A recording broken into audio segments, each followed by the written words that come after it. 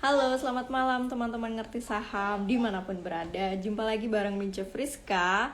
Hari kedua IG Live bareng sosok yang sangat inspiratif banget ya. Kalau kemarin kita udah ngobrol-ngobrol sama Bang Fajrin dari Bukalapak sebelumnya ya. Terus sekarang malam ini kita bakal ngobrol dengan salah satu sosok masih muda juga ya, anak muda yang luar biasa, sangat menginspirasi banyak milenial-milenial, yaitu Mas Fikri ya. Siapakah Mas Fikri? Nanti kita akan banyak kepoin dia. Yang jelas Mas Fikri ini salah satu partner development manajernya Facebook Apak ya, Asia Pasifik. Itu tuh Facebook yang semalam sahamnya naik berapa ya? Hampir 10%. Tahunya sahamnya doang ya. Nah, kita undang dulu Mas Fikrinya. Aku juga banyak mau kepo soalnya, apalagi dia tim Facebook, salah satu emiten yang jadi favorit Mince juga sih. Oke, sebentar. Kita tulis judulnya dulu ya. Inspirational Talk.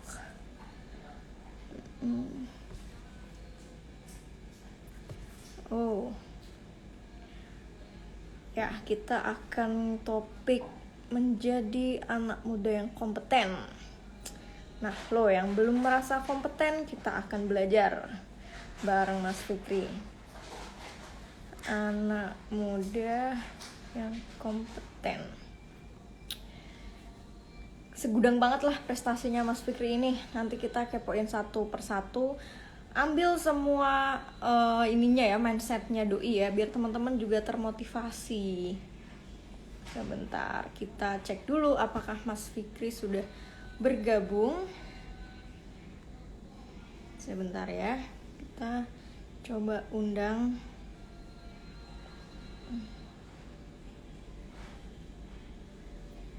Mas Fikri. Sepertinya Mas Fikri belum bergabung teman-teman. Oke, ini baru join ya. Live dulu untuk Mas Fikrinya.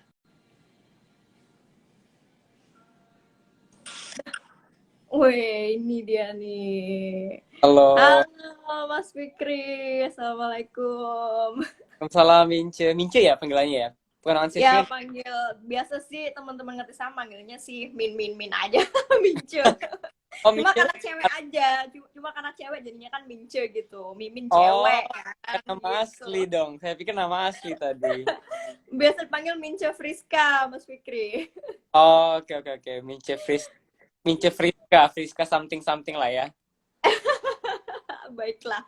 Nih malam ini obrolan kita bakal seru, nyantai tapi seru karena ini hari kedua kita ngerti saham live bareng sosok-sosok yang inspirasional ya. Kemarin udah ngobrol sama Bang Fajrin ya, salah satu temennya Mas Fikri juga ya, Bang Fajrin ternyata saling kenal. Nah ini lanjut nih ngobrol sama Mas Fikri yang teman-teman dari tadi ternyata udah pada nungguin ini jam 7 tank mau pada kepoin siapa sih ini Mas Fikri, kok bisa sampai kita jadikan sosok inspiratif gitu ya. Harapannya dari IG Live ini akan banyak memotivasi lah teman-teman ngerti saham, baik mereka yang udah investor atau mau jadi investor, tapi dari sisi anak mudanya sendiri biar menjadi sosok yang kompeten seperti Mas Fikri itu seperti apa. Nah, sebelum itu aku dulu nih yang mau nanya, nanti kita tanya jawab juga dengan teman-teman ngerti saham. Aku juga tuh penasaran juga, mungkin coba ceritain singkat dong Mas Fikri ini asalnya dari mana, terus gimana perjalanannya sampai bisa sekarang ada menjadi salah satu tim, salah satu emiten mega cap kelas dunia loh, Facebook. Ini keren banget karena aku mengikuti banget saham-saham mega cap ya di Wall Street, dan Facebook ini yang salah satu yang luar biasa sekali. Boleh mungkin Mas Fikri ceritain sekilas lah tentang perjalanannya. Asalnya mana sih nih Mas sampai bisa Ya. tinggal di Singapura sekarang? Saya sebetulnya lahirnya, kita ada waktu nggak sih atau kayak ngalir aja ya? Saya sih Ngalir aja. berapapun yang nonton. Halo semuanya, selamat malam teman-teman semua, luar biasa. Terima kasih sebuah kesempatan yang luar biasa buat saya juga untuk bisa berbagi ke teman-teman ngerti saham. Ya, thank you juga buat Mince Friska. Lucu banget sih namanya. Uh, saya dari Palembang. lahirnya. Oke, Jadi Wong Palembang. Gato dari kecil hobinya makan pempek ya, sampai sekarang sebetulnya hobinya makan Oh, pempek. Saya dari Palembang, SD, SMP sampai SMA. Saya dari keluarga 9 saudara, dan ya wow. tadi juga Mimin sudah sempat sharing juga beberapa Mhm. post saya yang terakhir itu, Mhm. saya 9 saudara itu saya satu-satunya yang kuliah, itu pun karena beasiswa. Karena kalau nggak ada beasiswa ya nggak bisa kuliah, karena orang tua juga nggak mampu dan lain sebagainya. Orang tua saya juga lulusan SD ya kan, di Palembang dua-duanya. Ya mungkin nggak tamat juga kayaknya SD, saya lupa. Uh, Oke.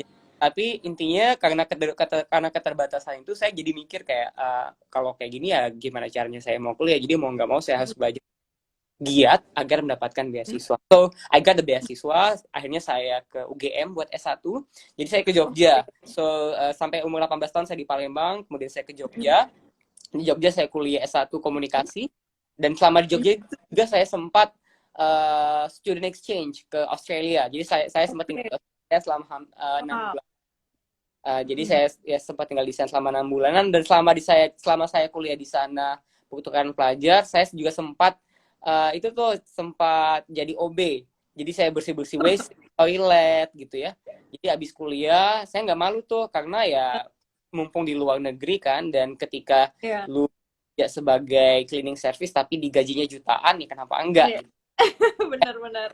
Umur 20 tahun, umur 21 tahun waktu itu, saya masih mahasiswa gitu ya. Di sana saya kerja cleaning service, itu kerja cuma sehari 3-4 jam sehari selama seminggu. Bulan gajinya 13 juta. Eh, Buset. jadi ya Gede banget. makanya kan, jadi ya mumpung di sana ya udah gitu. Iya. Lalu kan Iya. dari situ saya bisa ngehajiin ibu saya gitu. Jadi pakai duit itu saya daftarin ibu haji. Eh, Heeh. mungkin berkah. Oh. Saya merasa mungkin berkah dari situ, akhirnya rezeki saya terus-terusan ada gitu. Saya ngerasa sampai hari ini itu karena doa-doa orang tua ya. Eh, ya itu agak-agak sisi religiusnya lah ya. Iya, iya. Nah, kemudian saya lulus kuliah, kemudian kerja, juga nggak gampang gitu, nggak gampang lah langsung dapat kerja tuh, nggak juga. Saya sempat nganggur 6 bulan karena ditolak gitu, karena nggak diterima sana sini. Mungkin sekarang mereka harus settle sih nolak saya. uh, Ditolak sana sini selama 6 bulan, ya dapat kerjaan ditawarin oleh orang karena dia lihat saya pernah pertukaran pelajar di Australia gitu. Akhirnya saya dapat kerjaan itu, ya pindah-pindah lah intinya. Nah, pindah-pindah juga karena kenapa saya pindah-pindah, karena saya mikirnya saya punya cita-cita tinggi. Saya pengen istilahnya punya rumah. Tadi saya sempat bilang saya pengen punya rumah sebelum umur 30 tahun. Itu kayaknya klise, tapi bagian besar anak muda kayaknya pengen punya cita-cita itu kan. Cita-cita saya kecil untuk menghajikan orang tua udah selesai gitu. Bahkan sebelum saya lulus kan saya udah ngajin orang tua, ya kan. Luar biasa. Tadi itu kan, kalau saya ya uangnya saya tabung dan saya pakai buat beli apa-apa kan. Tapi kan yang saya utamakan orang tua dulu kemarin. Jadi ini juga menjadi salah satu hikmah sih buat teman-teman yang masih punya energi gitu ya, untuk ngebahagiain orang tua. Tapi bukan kemudian mengorbankan kebahagiaan kita juga, enggak. Iya, iya. Iya, saya juga sempat beli motor dari uang itu, kan duitnya lumayan banyak kan. Iya. Jadi kayak mendadak gitu loh. Ya udah, akhirnya saya tadi sampai mana? Iya, saya kemudian kerja 5 tahun, kemudian saya dapat beasiswa lagi dari LPDP, dari Kementerian Keuangan. Saya angkatan awal. Kalau misalnya kamu tahu LPDP scholarship, itu sekarang udah banyak banget. Saya tahun pertama, saya PK 6, angkatan ke-6. Jadi kayak masih tahun pertama. Masih baru-baru banget ya. Berarti award di angkatan awal-awal ya. Karena udah 130 something kalau nggak salah. Saya angkatan 6.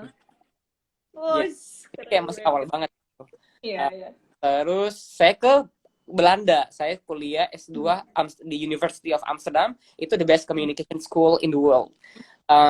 Saya juga nggak nyangka bisa keterima. Tapi jangan mengira saya prosesnya gampang ya. Saya itu mendapatkan beasiswa setelah lebih dari 20 kali ditolak. Artinya apa? Artinya saya gitu loh. Walaupun ditolak ya udah coba lagi. Karena kan orang gagal sekali terus males gitu kan. nggak kemudian mengevaluasi dan segala macam.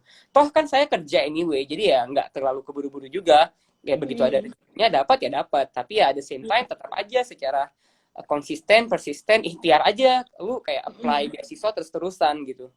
Akhirnya dapat gitu ya, dan sekolahlah saya ke Belanda sana selama 2 tahun. Nah selama di Belanda ya selama tinggal di Eropa saya keliling-keliling dunia macam-macam sampai saya itu sudah keliling ke 47 negara. Jadi ya udah lumayan lah ya angka. Jadi dengan sekolah di luar, saya tinggal di Singapura, tinggal di Australia, kemudian tinggal di Belanda, itu memberikan wawasan yang luar biasa. Karena akhirnya saya terpapar dengan international community ya, yang mana saya ngerasa jadi orang Indonesia itu ternyata bisa loh, dan lo bisa memiliki kompetensi yang sebetulnya memiliki daya saing global. Karena kadang-kadang ketika di awal kita kan kadang-kadang nggak pede gitu kan, kayak aduh bisa nggak ya bahasa Inggris kita gimana gitu, takutnya nggak segala macam, atau kita mungkin nggak pede karena kita berasal dari negara berkembang.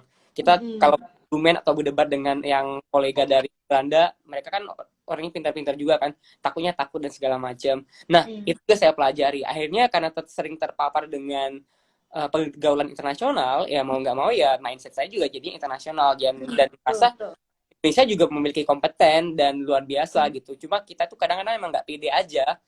Orang-orang kita itu pintar, cuma kadang nggak pede aja. Karena kita mungkin secara budaya kayak gitu ya, agak-agak enakan dan segala macam. Nah, orang luar kan kayak cuek to the point gitu ya. Mungkin karena mereka ngerasa ada, kalau dari negara kayak negara maju misalnya dia white people gitu ya, dia mungkin ada semacam ada perasaan white privilege, jadi dia kayak ngerasa kalau argumen apapun yang ia sampaikan ya bisa jadi lebih benar, padahal ya belum tentu gitu. Jadi ya poinnya adalah dengan terpapar dengan relasi internasional, ya akhirnya itu ngeboost confidence saya juga gitu, bahwa orang Indonesia itu bisa kok, yang penting lu pede aja dulu, kalau salah ya udah, semua orang bisa salah gitu. Kalau nggak dicoba ya gimana kita tahu bisa atau enggaknya, kan begitu. Benar. Itu sih awal mulanya ya, sampai akhirnya saya balik dari Belanda, saya kerja, saya gabung di Bukalapak, saya udah kenal Fajrin juga udah lama sebetulnya dari zaman kuliah. Kemudian di Bukalapak saya sekitar 3,5 tahun, kemudian saya pindah ke Grab. Dari Grab, Bukalapak kan itu lebih ke nasional ya, sementara Grab kan lebih regional. Ada di Singapura, ada di Philippines, Vietnam, Thailand, Southeast Asia lah. And then setelah di Grab, saya dapat tawaran dari Facebook untuk join ke Facebook Asia Pasifik. Jadi bukan Singapura market aja, tapi memang yang menangani Asia Pasifik countries, termasuk Australia, Japan, India, Malaysia, Philippines, termasuk Indonesia juga. Jadi ya cukup luas cakupan atau coverage kerjaannya. Dan yang membuat saya akhirnya happy adalah ya tadi, karena merasa kenapa akhirnya saya mau keluar dari zona nyaman, dan nggak takut untuk istilahnya takut gagal ya, gagal gitu, nggak takut gagal ya, karena saya mikirnya yang pertama ya, kita kalau nggak mencoba challenge-nya, kita nggak akan pernah tahu apakah kita bisa atau enggak, itu kan. Jadi memang harus coba dulu, toh kalau gagal ya udah gitu kan, yang penting kita udah coba. Yang kedua kaitannya dengan mimpi saya gitu. Mimpi saya yang pertama adalah saya ingin secara profesional menjadi expat dan punya pengalaman internasional, dan bekerja di salah satu perusahaan impian banyak orang, kerja di Facebook yang tadi kamu bilang, kayak sahamnya juga yang termasuk yang luar biasa, dan menjadi bagian dari perusahaan yang sangat besar ini juga membuat saya akhirnya berpikir, ya saya istilahnya ya nggak begitu signifikan keberadaannya di perusahaan sebesar ini. Dulu kalau saya di Grab atau di Bukalapak lumayan lah ya gitu kan, karena kan perusahaannya cakupannya cuma segitu doang. Jadi posisi saya juga waktu itu sebagai head of department ya cukup penting gitu. Tapi sekarang istilahnya saya ada nggak ada ya Facebook tetap jalan gitu, sahamnya tetap iya kan, kira-kira seperti itu. Dan sebagai catatan juga, dan mungkin juga sedikit supaya bisa menginspirasi teman-teman, saya pun pindah-pindah kantor itu dari zaman dulu ya, dari Detik, dari Sampurna, kemudian Bukalapak, Grab, kemudian sempat kerja jadi konsultan buat Kementerian Pariwisata, saya juga jadi dosen di LSPR, kemudian Oh. sampai akhirnya saya ke Facebook, itu saya ditawarin semua. Jadi saya nggak ada yang apply sama sekali. Bahkan di Oh. Facebooknya saya di kontak lewat LinkedIn. Jadi intinya karena personal, mungkin karena personal branding saya di LinkedIn oke, akhirnya Ya. match dengan role yang sedang available, akhirnya recruiternya reach out saya lewat LinkedIn. Ya udah ditawarin karena pengalaman saya di Bukalapak waktu itu cocok dengan role yang saat ini saya pegang di Facebook. Tuh, jadi ya intinya kalau memang kita secara konsisten tahu apa yang kita lakukan dan we are happy with that, and we know that what we're doing right now is actually aligned with our goal and objective in life, termasuk kayak misalnya untuk financial freedom ke depan, ya nggak apa-apa. Karena kayak kenapa akhirnya saya pindah ke Singapura ya agar income-nya oke gitu kan. Kalau misalnya Betul, betul, betul.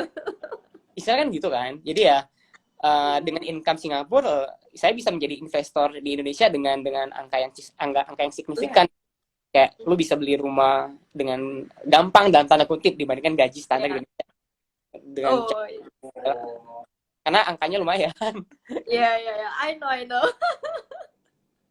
Wah, gila, keren banget sih ini perjalanan hidup yang panjang tapi diceritain singkat aja aku langsung dapet alurnya gitu, kayak berasa ikutan itu flashback gitu ke Iya. belakang. Ini keren banget. Nah, tapi aku penasaran juga nih, sebelumnya kan aku juga beberapa kali apa namanya kepoin teman-temanku yang di Google, yang di Amazon segala macam. Aku juga pingin tahu atmosfer kerjanya di Facebook ini seperti apa, Mas Fikri? Mungkin apakah ada perbedaan mungkin yang di Singapura dengan yang di headquarter sana, atau memang ya atmosfernya sama aja kurang lebih? Karena ngeliatnya orang-orang startup tuh santai kayak gitu, Hmm. walaupun mungkin kerjaan mereka sebenarnya bebannya juga berat gitu. Tapi Hmm. gimana nih kalau atmosfer kerjanya sendiri di Facebook? Kalau atmosfer pekerjaan di sini sebetulnya ya benar secara umum mirip dengan startup, tech startup ya, kayak di Bukalapak, kayak di Grab, even kayak dengan tetangga kayak Google gitu ya, dengan Apple atau Amazon. I think it's ya 11-12 lah ya, mirip-mirip secara culture harusnya gitu. Walaupun by the end of the day itu akan tergantung dengan tim dan juga bosnya siapa. Namun secara umum culture-nya itu santai, yang penting adalah hasilnya itu seperti apa. Semua pekerjaan yang kita lakukan itu baik di Facebook ataupun di kantor sebelumnya itu ada angka-angkanya, ada KPI lah, Key Performance Index gitu, indikator kayak misalnya lo 6 bulan ke depan atau 3 bulan ke depan itu targetnya DEF, meningkatkan engagement misalnya, atau meningkatkan apa segala macam, ya udah gitu aja. Tapi bagaimana cara kita melakukannya itu tergantung kita, terserah kita. Nah, itu dari sisi pekerjaan, dari sisi KPI. Kayak bagaimana lo mau mendelivernya, itu lo mau jungkir balik kayak, mau ngantor kayak nggak ngantor, itu terserah. Apalagi sekarang udah working from home ya, kayak bebas banget. Kita working from home di Facebook itu sampai tahun depan bahkan. Wow, Nah, masih itu panjang. ya panjang banget. Nah, itu dari sisi pekerjaan. Dari sisi culture yang lain, kita itu di sini di-encourage untuk misalnya memberikan feedback dan menerima feedback secara reguler. Bahkan kita ada sesi feedback dan memberikan feedback ini dengan bos dengan atasan langsung masing-masing. Itu kalau bisa setiap minggu. Setiap minggu itu selalu ada kayak ketemuan kayak untuk ngecek progres kita sejauh apa. Jadi kita bisa saling catch up. Dan di sesi itu kita harus jujur mengenai apa yang kita rasakan. Apakah kita enak dengan apa yang kita lakukan? Kalau lo enak ya lo ngomong aja, bilang aja, jangan takut nanti atasan atau segala macam. Karena secara aturan, secara budaya perusahaan, manajer itu atau bos itu dia nggak boleh menekan. Kalau misalnya dia menekan kita dan kita merasa tertekan dengan dia, kita aduin aja ke HR gitu, bilang aja ke HR bahwa ini nggak bener nih. Dan karena kan kalau kayak gitu kan berarti hubungannya nggak sehat. Kalau hubungan nggak sehat, otomatis bagaimana kamu bisa mendeliver kerjaan, ya kan? Jadi kan yang harus diketahui adalah, yang harus direview adalah seberapa sehat hubungan kita dengan atasan kita dan seberapa terbuka kita dengan mereka terkait dengan pekerjaan. Karena menurut saya pekerjaan itu susah nggak susah itu is one thing lah, ya kan? Yang namanya kerjaan ya ada susahnya lah. Kalau enak ya ya ya kerja. gitu. Dan nah ketika kita bisa melakukan percakapan yang sulit, kayak difficult conversation dengan our manager mengenai mengenai tantangan kita, itu menurut saya akan bagus banget buat performance kita ke depan. Karena kalau enggak, yang ada kita empat gitu ya, terus kita makan hati aja, dan akhirnya ngedumel, tapi ngedumelnya nggak tersalurkan, ya percuma. Yang ada stres, kerjaan nggak efektif, goal nggak tercapai, ketika di review juga anjlok gitu ratingnya. So, jadi ya jangan bermimpi untuk mendapatkan gaji yang oke atau bonus yang oke, ya nggak sih? Gitu. Benar-benar. Dan bagaimana untuk mewujudkan mimpi lo untuk mendapatkan rumah sebelum umur 30 tahun, ya nggak akan bisa kalau karirnya kayak Iya benar juga. gitu. Oke. Ini sebenarnya sangat mencolok banget ya. Aku lihat maksudnya perbedaan atau culture kerja antara mungkin di Singapura atau di luar negeri dengan di Indonesia. Karena di Indonesia kayaknya kalau ngikutin apa yang kata Mas Firky sampaikan, yang ada malah dijulitin doang gitu sama atasannya atau teman-teman sekitarnya gitu. Nah, kalau budaya kerja yang paling mencolok, kira-kira apa sih Mas Fikri antara di Singapura dengan di Indonesia? Karena kan Mas Fikri pengalaman kerja di Indonesia kan juga lumayan lama nih gitu. Budaya dengan di luar, apa yang paling mencolok? Ya, menurut saya ada dua hal. Yang pertama adalah, ya mungkin ini kaitannya dengan tim. Jadi sebetulnya saya alhamdulillah selama bekerja di Indonesia pun sebagian besar baik-baik saja. Tapi itu juga karena dipengaruhi oleh budaya tim culture dari atasan langsung saya dan tim kita sendiri. Artinya apa? Saya ingin mengatakan bahwa selama ini bos-bos saya itu yang dulu-dulu seru-seru gitu. Nah, ini sebetulnya berkah sih. Kalau misalnya dapat bos yang enak tuh udah enak banget. Cuma jangan kelamaan aja di zona nyamannya, takutnya nggak naik kelas. Nah, itu yang pertama. Jadi kalau misalnya tim yang pertama tadi, kalau tim culture-nya udah oke, bosnya enak, itu sebetulnya ya dapat memperlancar karir kita. Dan bahkan kalau misalnya kita mau cabut pun nggak masalah. Jadi kita cabut itu bukan berarti karena kita nggak betah karena bosnya nggak enak, bukan karena itu aja. Ya kalau bosnya nggak enak ya pindah kan, is one thing ya. Tapi ketika bosnya enak, bukan berarti kita nggak bisa pindah kerja, nggak apa-apa pindah. Selama kita, kan saya pindah-pindah itu 12 kali. Bayangkan saya pindah-pindah 12 kali loh. Perusahaannya beda-beda. Saya kerja 3 bulan, 6 bulan, setahun, 2 tahun, 3 tahun setengah. Yang lama 3 tahun setengah di Bukalapak. Di Grab cuma 3 bulan. Dan itu pindah-pindahnya baik-baik. Bukan karena saya nggak suka sama kantor, bukan saya nggak suka karena bosnya, bukan karena saya nggak suka sama timnya. Artinya apa? Artinya kita pindah itu ya karena kita ngerasa kolamnya sudah nggak cukup lagi untuk menampung aspirasi kita, kolamnya sudah nggak cukup lagi untuk mendukung kita dalam mencapai finansial objektif kita. Karena kayak misalnya lo pengen punya rumah tadi ya, ternyata sebulan lo cuma gaji 10 juta. Itu nggak cukup ternyata. Dan kantor lo nggak bisa naikin gaji. Atau misalnya saat itu nggak ada posisi yang bisa mengakomodir kemauan lo. Ya mau nggak mau pindah kan. Dan baik-baik. Ngomong aja ke atasan baik-baik. Bos, kayaknya gaji sekian gue pengen naikin deh. Tapi ketika lo ngomong kayak gitu, lo juga punya offer kan. Kita deliver kerjaan atau enggak. Lo oke atau enggak nih gitu. Kalau lo nggak oke ya bunuh diri namanya minta naik gaji. Iya benar. Kita juga harus mengukur diri bahwa kita udah oke, kita udah deliver, kita bertanggung jawab, kita juga disukai oleh bos, kita juga disukai oleh teman-teman, sehingga keberadaan kita tuh betul-betul memberikan manfaat buat orang lain. Dan ketika kita mau pindah, itu jadi masalah buat kantor. Nah, itu yang perlu dibangun mindset itu.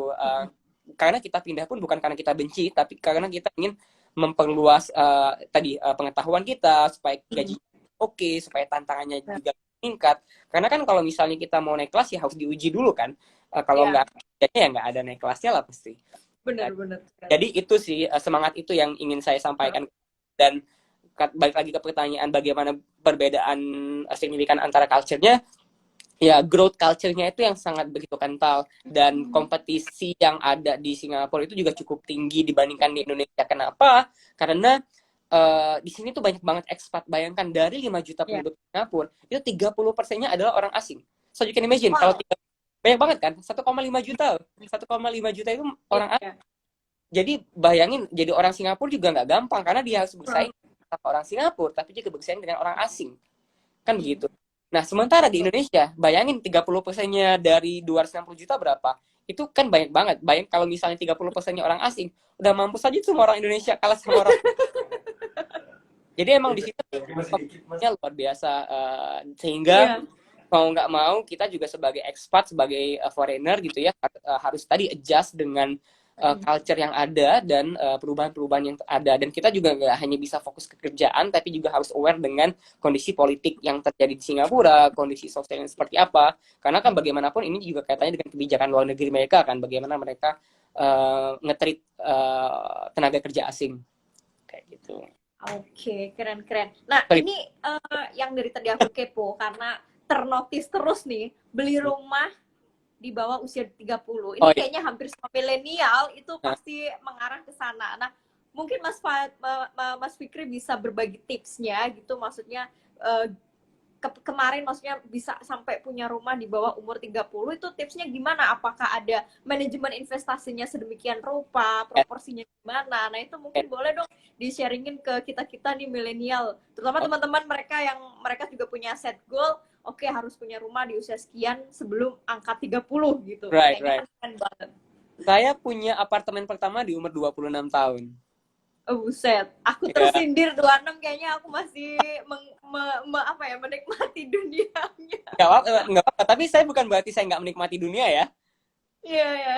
Oke, oke. Nah, Dunia itu loh. gimana tuh caranya tetap bisa menikmati, tapi juga ada investasi sampai bisa beli Ya. rumah. Itu Oke. gimana Oke, cara sebelum saya mengalokasikan cerita, saya gitu? akan cerita dulu apa yang saya miliki hari ini. Ya Mm-mm. bukan mau sombong atau apa ya, harapannya bisa bisa menjadi Iya, benchmark. ya. Mm-mm. Saya di umur 26 saya beli properti pertama, itu apartemen studio. Apartemen studio Oke. kalau teman tinggal Itu juga udah lumayan ya studio harganya. iya, itu satu. Kemudian saya beli rumah di umur 30 tahun, beli mobil Oke. umur 29. Nah, kemudian saya beli rumah ketiga itu di Palembang, itu baru tahun ini. Wow. Jadi sekarang sekarang lagi mau cari lagi tanah gitu. Mm-mm. Jadi diversifikasi investasinya Iya. cukup cukup beragam gitu. Mm-mm. Nah, caranya bagaimana? Caranya tadi pertama mimpi sih. Orang bilang kayaknya sederhana, tapi buat saya ini penting sekali. Kalau lo nggak ada mimpi, mungkin kedengarannya sangat klise ya, tapi ini Iya. penting. Serius, ini karena rohnya, semangatnya, spiritnya. Saya waktu muda, wah waktu muda, saya masih muda nggak sih? Sekarang juga masih muda kok.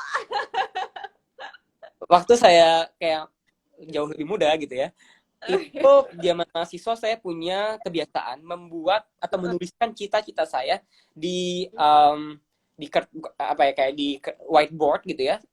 Saya tempel di pintu agar bisa saya lihat. Ini mungkin cerita yang sudah pernah didengar oleh beberapa orang, tapi it works ya, karena setiap hari lo lihat, lo visualisasikan, dan nggak hanya sekedar itu, tapi itu menjadi semacam driver gitu yang ngedrive lo. Kayak kenapa akhirnya saya mau capek-capek jadi cleaning service gitu, itu kan karena saya punya mimpi untuk menghajiin orang tua. Karena kalau saya nggak punya driver itu, nggak punya spirit itu, ngapain saya capek-capek, ya nggak Iya. sih? Kedua, Oke. kenapa saya akhirnya pada saat saya jadi mahasiswa, saya itu sempat jadi ketua angkatan, gara-gara saya tahu dengan menjadi ketua angkatan, dosen jadi lebih kenal, jadi lebih orang lebih lebih notice lah gitu ya kalau jadi ketua angkatan. Saya jadi bisa, orang-orang bisa pesan fotokopian buku lewat saya, jadi saya bisa nguntungin tuh dari situ, iya kan? Orang Oke. fotokopi itu buku 50.000, Ya saya lumayan ya zaman kali kuliah. orang kan buat mahasiswa lumayan jajan. Kemudian kenapa saya akhirnya cari beasiswa berbagai macam, karena ya tadi saya punya mimpi gitu. Mimpinya untuk S2 gitu, mimpinya ingin belajar di luar negeri. Nah, mimpinya dulu ini nih yang perlu dimatangkan gitu. Jadi kalau misalnya Mince sendiri punya mimpi, itu ditulis mimpinya, karena kekuatan tulisan itu betul-betul powerful menurut saya, dan kamu harus tajam gitu ya, biar biar terngiang-ngiang terus dan biar diingatkan terus. Ini kenapa saya sampaikan di awal, agar agar apa ya, untuk menciptakan konteks dulu kenapa ini penting. Karena kalau enggak, ya ngapain lu punya rumah sebelum 30, so what gitu kan. Iya. Uh, Nah, ketika lu sudah punya mimpi ini, ya udah, tinggal dijalankan. Nah, bagaimana cara menjalankannya? Nah, mungkin tipsnya adalah bikin financial planning atau activity planning yang generik aja lah, yang buat yang dapat membantu kamu untuk mencapai mimpi-mimpimu tadi itu. Saya selalu terbiasa setiap tahun atau di akhir tahun di bulan Desember itu bikin review tahunan dan juga bikin planning tahunan pribadi, ya. Jadi kayak misalnya tahun depan apa achievement-nya, 2 tahun lagi apa achievement-nya, sampai goal 5 tahunan sampai 10 tahunan. Termasuk kerja di Facebook, kerja di di UN, jadi dosen kemarin, kemudian beli ini beli itu. Itu juga saya buat tuh di planning-planning saya. Nah, tinggal ditulis mau di tahun keberapa kah itu dicapai, kan begitu.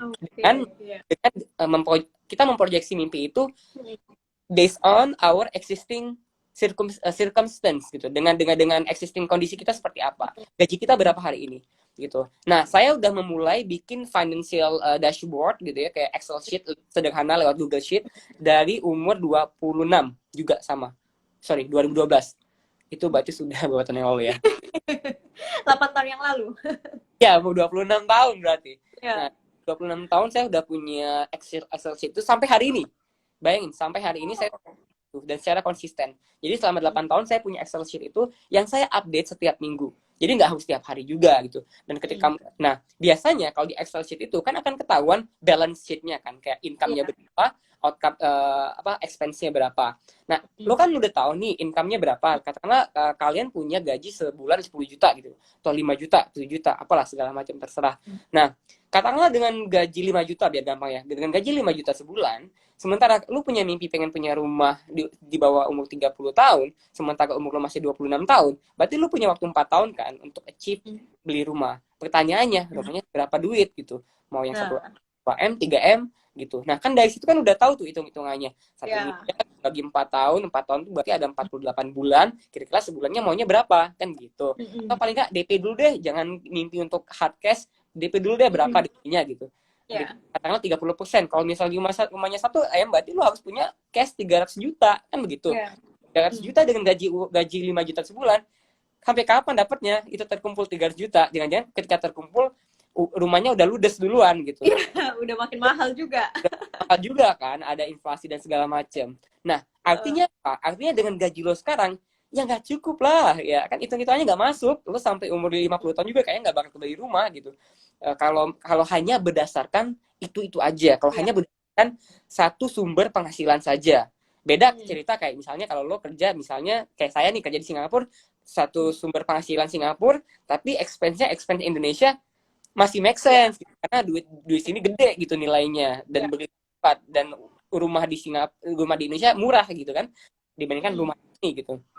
Jadi itu make sense. Tapi kalau kita tinggal di Indonesia, ingin beli rumah di Indonesia dan hanya mengandalkan pendapatan itu saja, ya nggak make sense untuk mencapai cita-cita tadi. Makanya dari saya umur 26 tahun, saya nggak hanya mengandalkan dari satu income saja. Nah, disinilah mulai investasi.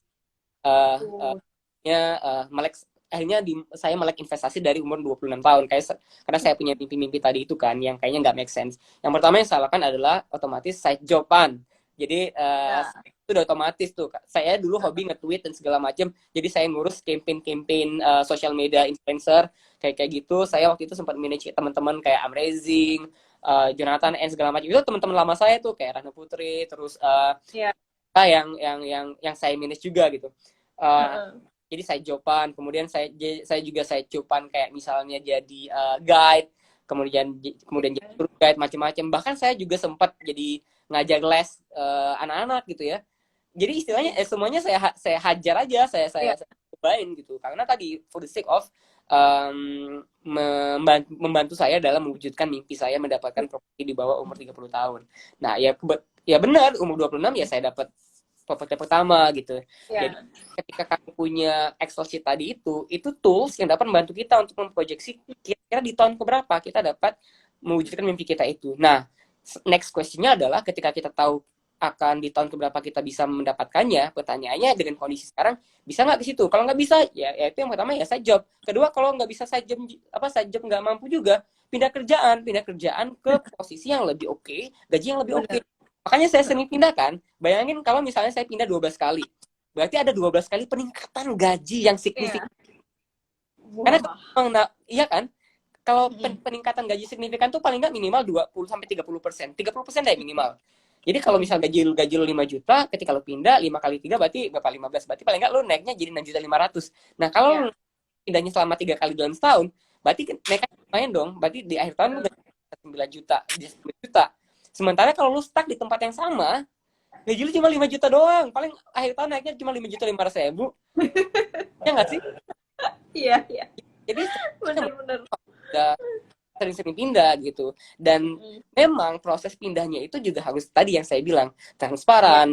Kita bilang ke atasan, kita sampaikan tujuan kita apa, objektif kita apa, dan at the same time we have to do our best gitu. Kita bisa deliver yang terbaik, jadi bos kita juga happy. Makanya pada saat kita resign, pada saat saya resign pun hubungan saya dengan bos-bos yang lama tuh masih bagus banget sampai sekarang. Bahkan saya pada saat saya pulang dari Belanda waktu itu, sebelum saya dapat kerjaan lagi, saya udah ditawarin macam-macam sama bos-bos yang mau bantuin kayak gitu-gitu. Iya, jadi seru sih. Jadi ya itu ya salah satunya gimana caranya agar bisa tercapai. Ya itu Oke, keren banget nih. Aku langsung dapet highlightnya dan menurutku itu make sense banget sih, karena aku pribadi juga yang suka nulis mimpi segala macem ya. Ada yang memang yang udah tercapai, ada yang masih jadi bucket list seperti itu. Ini menarik banget, tapi ini pertanyaan udah banyak banget yang masuk. Gimana kalau ada kita ini nyicil ya dulu ya? Kita nyicil dulu Q&A teman-teman, sabar ya teman-teman, satu-satu aku pilihin dulu. Wah, ini banyak banget nih salutan-salutan nih. Sebentar. Keren banget. Aku nggak bosan-bosan nih dengerin, kayaknya sejam apa Mas Fikri yang ngobrol aja kayaknya aku tetap dengerin deh. Sebentar. Wah, ini ada pertanyaan bagus juga nih. Mas Fikri, bagaimana sih cara mengelola penghasilan dengan benar? Nah, ini masih nyambung dengan yang barusan nih. Berdasarkan pengalaman Mas Fikri, gimana nih? Ya, penghasilan yang dengan benar, sebetulnya benar atau nggak benar itu relatif. Balik lagi ke objektifnya tadi. Makanya tadi di awal kan saya bilang, sebelum kita sebelum kita sharing berbagi lebih lanjut tentang bagaimana, ya kita punya mimpi dulu atau nggak nih? Punya objektif dulu atau nggak? Nah, ketika kamu punya objektif, mau nggak mau nanti toolsnya atau caranya ya, dilakukan gitu. Karena kalau nggak ya percuma. Nah, kalau pertanyaan tadi bagaimana caranya mengatur penghasilan yang baik dan benar, sebetulnya idealnya adalah ketika kamu gimana ya, let's say benchmarknya 5 juta deh, kayaknya paling gampang ya. 5 juta nih misalnya. Nah, itu kan paling nggak ada minimum cost yang harus dikeluarkan, ada fixed cost lah ya. Nah, fixed cost itu kan misalnya sewa kos-kosan gitu kalau nggak kos ya, atau kalau punya rumah berarti kalau misalnya masih KPR berarti kreditan gitu. Jadi semuanya itu sudah dikeluarkan terlebih dahulu. Yang fixed cost-nya sudah dikeluarkan terlebih dahulu. Kemudian ada sisa. Nah, kalau bisa fixed cost-nya ini 30%. Kalau bisa, kalau saya sih gitu ya, 30%, jangan lebih dari 30%. Kalau kurang dari 30% berarti gajinya belum gede gitu ya. Harus dinaikin lagi. Berarti harus pindah kantor, harus pindah kerjaan, harus cari side joban gitu. Jadi itu. Kedua, kalau misalnya, nah fixed cost ini di dalamnya udah termasuk utang. Kalau ada utang, ada cicilan, di situ ada semua. Walaupun beberapa orang bilang bahwa kalau bisa justru yang 30% itu utang doang. Jadi utang doang 30%, cost mungkin sekitar 30% juga. Jadi total 60% sisa. Tapi kan again itu tergantung besar gaji kita kan. Nah, tapi memang benchmarknya adalah 30% itu buat cicilan misalnya atau buat utang dan segala macam. Kemudian 30% lagi buat fixed cost. Sementara 40%-nya itu bisa buat nabung, kemudian buat self development dan juga buat liburan. Nah, ini penting soalnya untuk menjaga mental kita agar bisa lebih sane aja. Karena kalau kerja doang, ditabung doang, tapi at the same time nggak enjoy your life, nah itu juga salah menurut saya. Itu tadi balik lagi ke pertanyaan Mince di awal kan, kayak gimana caranya punya rumah tapi juga bisa having fun dan enjoy. Ya, dengan gimana caranya dari 100% income kita itu ada komposisi di mana di sana juga ada sekian persen buat liburan. Makanya saya sudah keliling dunia ke 47 negara, ya itu gara-gara saya alokasiin gitu. Nah, kalau memang nggak cukup atau belum cukup, pelan-pelan aja, nggak harus keluar negeri juga kan. Ya, jalan-jalan keluar kota atau sesimpel misalnya setiap 2 minggu sekali atau seminggu sekali nonton, sesimpel itulah. Tapi itu harus dialokasikan. Jadi ada something that we allocate for sanity check ya, buat nonton, buat liburan segala macam, kemudian buat fixed cost dan juga buat utang dan tabungan. Nah, tabungan ini yang harus penting nih. Tabungan ini jangan tabungan sebetulnya. baik lagi sebagai investor ya, kita juga pasti mikirnya yang cerdas dong, karena kalau tabung doang ya nggak akan menghasilkan, itu cuma buat bahkan bisa menurun karena ada inflasi, kan kayak bunga kan ya kecil juga kan, jadi ya diversifikasi kan, entah itu saham yang high risk high return, entah itu reksadana yang lebih mild, atau emas. Nah saya waktu itu saya main emas, reksadana sama saham juga. Jadi ya emas itu lebih kayak buat apa? Buat istilahnya security aja, buat lebih ke feeling secure. Emas kan lebih secure kan. Kalau saham kan ada insecure-nya kan, ada insecure. Sementara reksadana itu lebih mild lah, 50-50 gitu. Jadi ini penting sampai akhirnya saya dapat yang ketiga, properti. Jadi udah ada properti, emas, saham, reksadana. Saya main ke empat-empatnya gitu. Nah ini semua tapi hanya bisa dilakukan kalau ada sisa dari income-nya tadi gitu. Kalau income-nya udah dihabisin tiba-tiba 5 jutanya udah habis duluan buat bayar utang, berarti ada yang salah. Jangan ngutang dulu kalau gitu, kalau gaji cuma kalau gaji masih jangan ngutang dulu, kalau gaji masih kecil lifestyle-nya mbok direm dulu gitu. Orang pakai handphone iPhone juga pengen iPhone juga ya salah gitu. Ya kan? Itu namanya maksa. Iya, benar. Oke.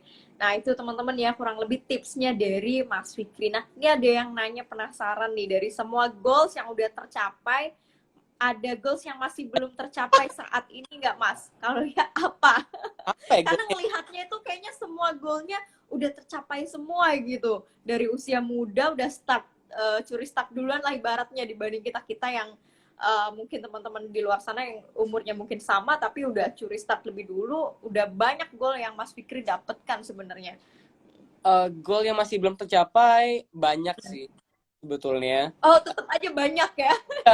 Karena ini sekali lagi, ini life goal itu penting loh, karena kalau nggak ada goal, you don't know why what you're doing right now, kan kayak apa kan, lebih ke situ. Nah saya punya mimpi, FYI saya masih single sih. Wah, ini sekalian promosi nih. Oke, teman-teman yang cewek-cewek, ini sekalian promosi ya. Saya punya mimpi itu, saya pengen lagi hunting tanah di Jogja. Jadi teman-teman kalau ada yang informasi Jogja. Di Jogja, karena saya 7 tahun kan tinggal di Jogja, S1 dulu di sana gitu. Saya lagi hunting tanah di Jogja, saya pengen bikin semacam youth center, kayak pusat pemuda gitulah. Dan itu ada kayak dan punya ya rumah di sana juga, tapi juga ada dormitory lah, kayak kamar kayak buat students yang mana itu saya ingin mengempower mereka, dan di situ jadi kayak pusat pembelajaran buat orang masyarakat sekitar gitu. Dan jadi kayak di sana ada guest house-nya, ada kafenya, ada community center-nya. Ya itulah, kayak kalau misalnya teman-teman tahu kandang jurangnya si apa ya, artis itu lupa saya. Aduh saya lupa, pokoknya dia kayak ada juga lupa sih. Siapa itu ya, pernah dengar juga. Iya, kandang jurang apa gitu di Tangerang Selatan, kayak community based center gitulah, semua orang bisa berkumpul dan bisa saling belajar. Jadi tujuan saya pengen punya itu, agar saya ingin menduplikasi diri saya sendiri, agar makin banyak anak muda yang lebih aware dengan apa yang dia lakukan dan tahu apa yang dia lakukan ke depan. Wah, keren. Ini by the way kok sama ya, sama-sama lagi ngincer tanah di Jogja nih saingan. Iya, soalnya kayaknya di Jogja ya pertama saya pernah tinggal di sana ya, jadi saya tahu how it feels living in Yogyakarta. Oke. Habis ini kayaknya marketing properti pada DM kita nih Bang, sama nyari tanah di Jogja nih kita. Iya, pengen cari tanah nih minimal yang 500 meter lah, kalau teman-teman ada info yang harganya harga Jogja banget. Sama lah, Mince juga butuh info itu teman-teman, siapa tahu ada ya. Sama-sama ternyata kita. Nah, lanjut pertanyaan berikutnya, ini bagus juga pertanyaannya. Basic apa yang harus dikuasai kalau mau kerja di dunia teknologi seperti Facebook, Grab, dan lain-lain itu, Mas Fikri? Oh, basicnya itu ada beberapa hal. Yang pertama, growth mentality. Growth mentality itu ya kayak mental untuk bertumbuh gitu ya.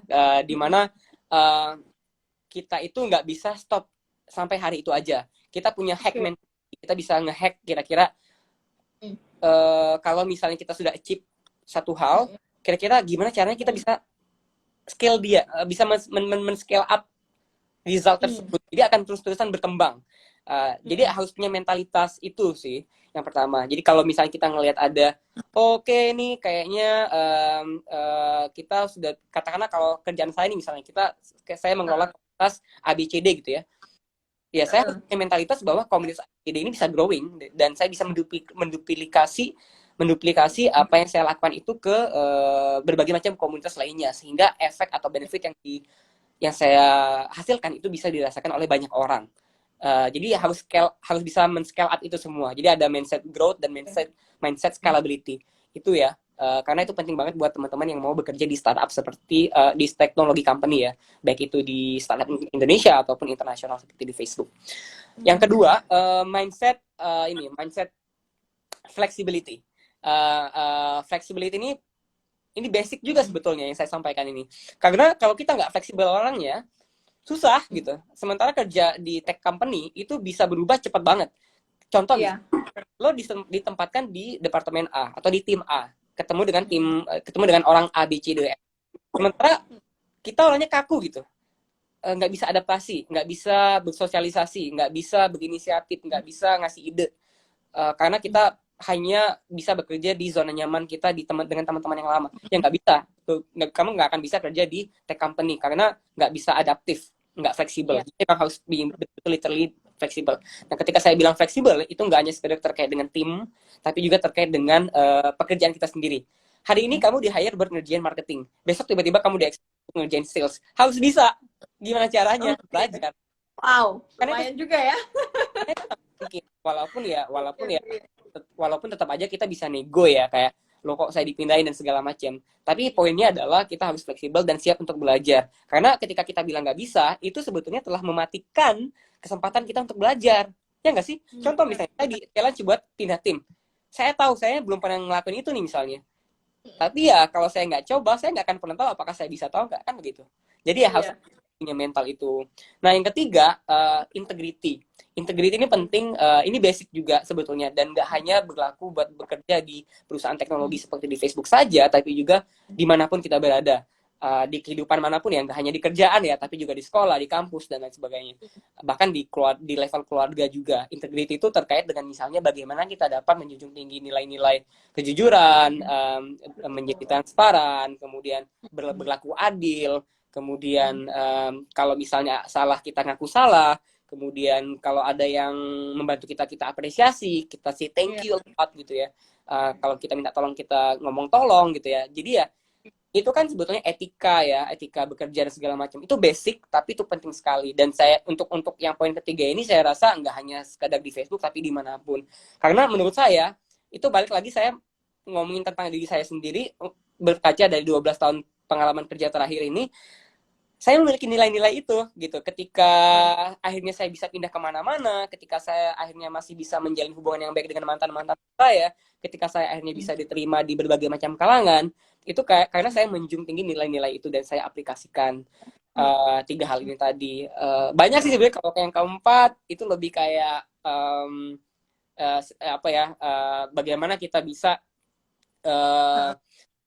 menjadi team player dan problem solving. Jadi ya ketika kita bekerja, kita stuck, ya udah gimana caranya agar kita punya mentality untuk menyelesaikan atau menyelesaikan masalah itu. Gitu. Oke, keren. Ini nggak berasa udah hampir sejam. Jadi teman-teman senang banget, semua pertanyaan nggak mungkin aku bacain ya. Ini mungkin 10 menit terakhir, ada banyak pertanyaan yang serupa. Jadi ini aku sekalian sampaikan, sekalian ditambahin mungkin closing statement dari Mas Fikri. Banyak yang menanyakan, saat Mas Fikri gagal, gimana caranya untuk bangkit? Dan mungkin sekaligus kasih wejangan lah untuk teman-teman, karena sosok Mas Fikri ini udah investor saham, terus juga sangat menginspirasi banyak milenial. Nah, ini harapannya banyak yang akan kita dapatkan dari closing statement Mas Fikri nih. Karena banyak banget tadi yang nanya, tadi ngelihat kegagalan banyak Mas Fikri, gimana sih caranya kok bisa bangkit kayak gitu? Oke. Iya, Allah bisa karena biasa. Jadi memang yang harus dibangun mentalitas apa ya, harus persistence gitu ya, harus persistence. Persisten. Pokoknya Oke. kalau belum ya coba lagi aja gitu. Intinya itu kan. Oke. Pada saat saya lulus, saya kan lulus itu IPK saya oke loh. Saya cum laude, IPK saya 3,57 fungsi. Itu masih sombong. Tapi jangan sedih. Apakah saya diterima di perusahaan? Oke, enggak. Saya ditolak oleh berbagai macam perusahaan. Bayangkan saya IPK-nya oke, saya sempat exchange ke Australia, ya kan? Kemudian saya juga peserta, saya juga mahasiswa yang mendapatkan beasiswa. Artinya apa? Secara akademik oke, secara organisasi oke. Saya ikutan berbagai macam unit kegiatan mahasiswa pada saat saya masih S1 dulu. Tapi begitu saya lulus, masih ditolak oleh berbagai macam perusahaan. Itu saya stres betulnya. Kayak saya deep down saya mikir, gila, kayak saya aja nih banyak yang nolak gitu, gimana yang lain. Artinya apa? Saya mengatakan bahwa itu nggak smooth, nggak selancar yang orang-orang kira gitu. Orang bisa ngelihat hari ini enak segala macam, dia nggak tahu story-nya seperti apa kan. Dia nggak tahu saya sempat training service, dia nggak tahu saya sempat ditolak oleh puluhan perusahaan. Bayangin, perusahaan-perusahaan besar seperti you name it lah, kayak apa ya, seperti oil and gas kayak Pertamina, Total, itu kayak dulu zaman-zaman 10 tahun yang lalu itu kayak perusahaan idaman lah ya. Berbagai macam media, TV segala macam saya apply semua karena background saya komunikasi. Itu semuanya menolak. Bahkan sampai saking stresnya saya ditolak, saya apply juga sampai ke bank. Ya dulu saya nggak mau bank gitu. Saya apply ke bank. Alternatif banget kayaknya ya. Ya, itu kayak list option buat saya ya. Saya apply juga. Bahkan itu pun saya ditolak gitu. Pernah saya dipanggil sama Nestle waktu itu ke Jakarta, bolak-balik Jakarta Jogja, tiket pesawat dibayari sama mereka. Nah kan kalau tiket pesawat dibayari, saya mikirnya ada kemungkinan diterima lah. Masa mereka udah ngeluarin duit dan segala macam nggak diterima. Interview lancar, tapi ujuk-ujuk 2 minggu kemudian nggak diterima. Jadi saya tolakannya banyak banget. Pokoknya saya bahkan menulis cerita ini di blog saya, masih ada sampai sekarang ceritanya. Itu di folder saya itu ada folder namanya job, yang mana isinya ada subfolder Mandiri, BRI, Pertamina, Total, Orang Tua, Unilever, banyak banget, sumpah. Itu perusahaan-perusahaan yang nolak saya semua. Dan caranya bangkit gimana? Ya gimana, orang nggak ada duit lagi kan, mau nggak mau sering-sering apply. Kan motivasinya itu ya. Iya, benar. Lebih ke finansial kan pada waktu itu ya. Itu pasti kerjaan ya untuk bangkit lagi. Makanya tadi saya bilang, mimpinya apa dulu nih? Kalau kamu nggak ada mimpi, ya kamu nggak ada alasan buat bangkit gitu. Nah, yang kedua, pada saat beasiswa. Sekarang saya ditolak beasiswa itu lebih dari 20 kali aplikasi. Saya apply ke beasiswa Australia, Europe, Amerika, segala macam. Semuanya saya apply. Saya punya berbagai macam versi motivation letter. Semuanya saya apply dan saya ditolak berbagai macam. Bahkan buat Australian Scholarship itu saya di-apply 3 kali, 3 tahun berturut-turut saya ditolak. Sedih banget loh. Padahal saya pernah tinggal 2 kali, padahal saya pernah belajar di Australia, padahal saya pernah kerja buat perusahaan Australia. Enggak ngaruh. Di 3 tahun berturut-turut ditolak semua. Apakah saya kecewa? Ya kecewa. Tapi ya so what gitu kan. Kecewa nggak akan menyelesaikan masalah dan nggak membantu saya untuk mewujudkan mimpi-mimpi saya untuk sekolah di luar negeri. Kan begitu. Yang akhirnya ya istilahnya lu udah sering ditolak, ya udah biasa aja ditolak, tinggal next aja. Oke, lu nggak mau ya udah next, lu nggak mau ya udah next, lebih ke situ sih. Jadi udah nggak ada apa ya, saya kayak udah nggak istilahnya emosional, udah nggak punya, mentalnya udah kebal banget. Iya, udah kebal banget. Jadi kalau udah ditolak ya udah coba lagi aja, berarti emang bukan rezekinya ya, berarti bukan it's not to be aja kan. By the end of the day kalau kita mau membuatnya itu lebih gampang istilahnya, ya berarti bukan rezekinya, ujungnya ke situ aja kan. Tinggal pertanyaannya, sudah seberapa jauh kita berikhtiar, sudah seberapa persistence kita sering mencoba. Karena kalau misalnya kita kalah sekali dan langsung nyerah, berarti ya mental kita cuma segitu doang, ya udah gitu. Istilahnya kan easy comes easy go kan. Apa yang lu dapat dengan gampang itu juga dengan gampangnya lepas. Jadi apa yang lu dapat itu susah, lu juga insya Allah akan lebih lebih lama lah untuk mempertahankan apa yang lu dapat kalau ada perjuangan di balik itu sih. Jadi emang mentalnya harus mau nggak mau Iya, nggak iya. lain. Makanya saya highlight dari awal banget nih, dari awal pembicaraan kita saya highlight banget objektifnya apa. Lu harus punya objektif, karena kalau nggak ada objektif hidup, nggak ada cita-cita dalam hidup, lu nggak ada alasan buat ngedrive lo untuk melakukan apa yang lo lakukan hari ini gitu. Iya, iya. Wis, gila, keren banget. Sejam gue bener-bener gak berasa banget dengerin. Tapi bener banget sih, mimpi ini emang wajib banget kita bikin. Karena tanpa mimpi kayaknya, aku dari dulu yang punya prinsip, kalau kita nggak punya mimpi itu sama aja kayak kita punya, apa namanya, punya raga tapi nggak berjiwa gitu. Kalau Iya, kalau aku iya. pribadi ya, dari dulu aku selalu beranggapan seperti itu. Nah, ternyata Mas Fikri pun ternyata punya mindset yang sama, teman-teman. Jadi, monggo silahkan teman-teman ambil banyak insight-nya malam ini dari Mas Fikri. Buat Mas Fikri, thank you banget sharing-sharingnya. Udah keluangin waktu 1 jam full dan gak berasa. Aku ngelihat ini cerita terus tapi keren banget dan gak capek gitu ceritainnya karena pengalamannya memang keren gitu.